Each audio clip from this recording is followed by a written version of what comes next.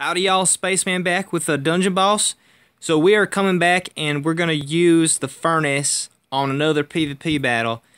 We had some people talking about the furnace sucks, the furnace doesn't suck, the furnace is awesome, you suck using the furnace and all this nonsense. So we're going to put this to rest once and for all. We're going to construct the correct team for the furnace and we are going to see how it performs.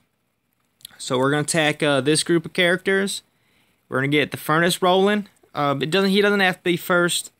Someone that I want to have go first, probably Squinch. So as I construct my team, I want to make sure that I have armored red fire characters. And the reason I want to have armored red fire characters is they receive the best passive buff from the furnace. So he is buffing all my armored red characters. And that just makes my team even tougher to defeat when I have buffs on attack, defense, critical, health, and then damage redux. So we tried using the furnace before kind of as a one-stop shop tank character that should take out the entire team. And it was a little bit disappointing that realized that he doesn't work like that. He works more as a healer in a way, as he passively buffs your opponent, and he doesn't take any of those debuffs, which other characters might. So let's get the shindig started. I got Squinch rolling with playing with fire, which should give my guys pyromania, and it should burn all his characters.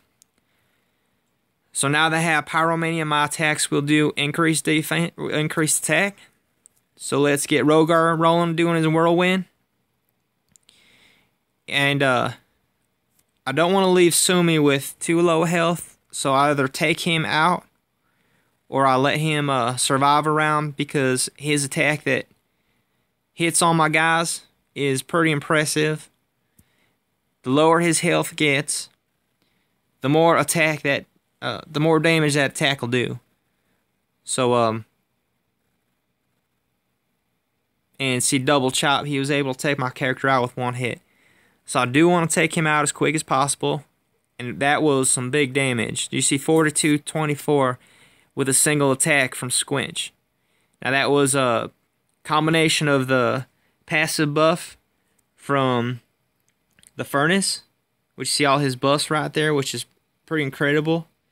Pyromania, and Squinch just being a red character. So that was pretty good. Let's try to focus on taking out Lady Nemriel here. And if I get her done, then I only got the Shadowblade character to go. So let's take her out. She should be done. His evading expired, and this should be an easy roll to victory.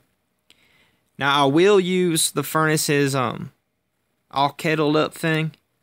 It's not going to be a massive attack because he's only in yellow. He's under pressure.